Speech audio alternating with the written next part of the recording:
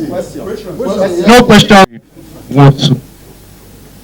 We had 3 prayers. The first prayer, which was for them, for the Senate to recommend to the executive that given the fact that Professor Nwosu was the person who actually laid the foundation of the present INEC headquarters and commenced the building before that particular NEC was dissolved by the military in 1993. We felt that we should recommend that the executive names that INEC building after him. This is also in consonance with what Professor Jega, a former INEC chairman, said on Tuesday at the colloquium for Professor Nwosu.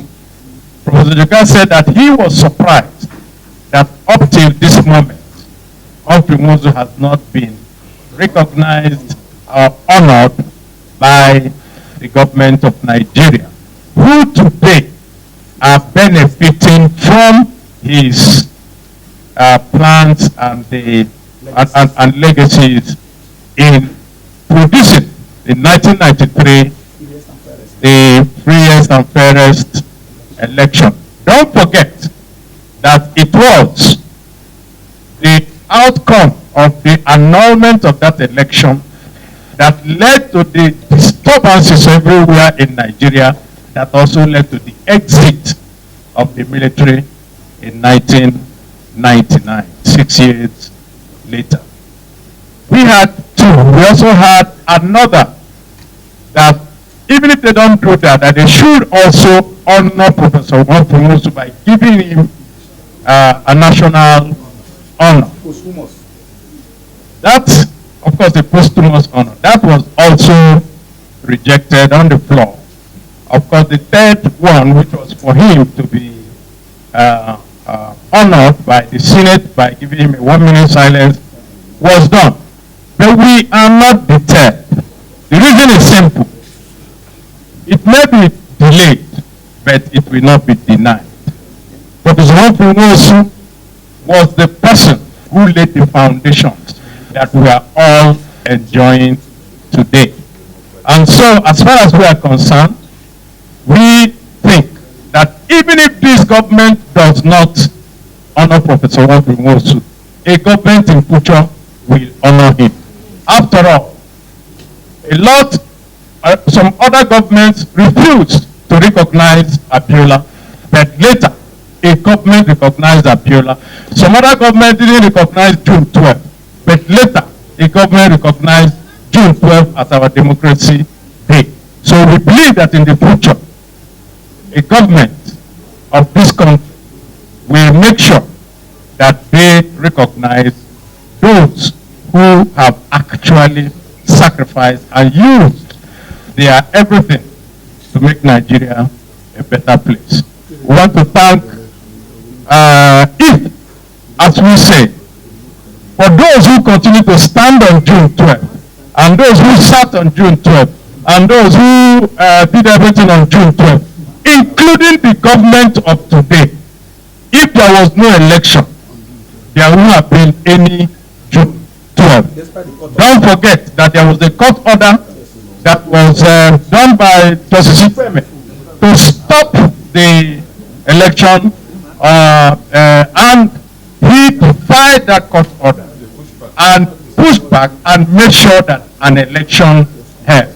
If that election was not conducted, you won't be talking about results, and there will be no June 12th. So as far as we are concerned, Professor Nwosu deserves this honor.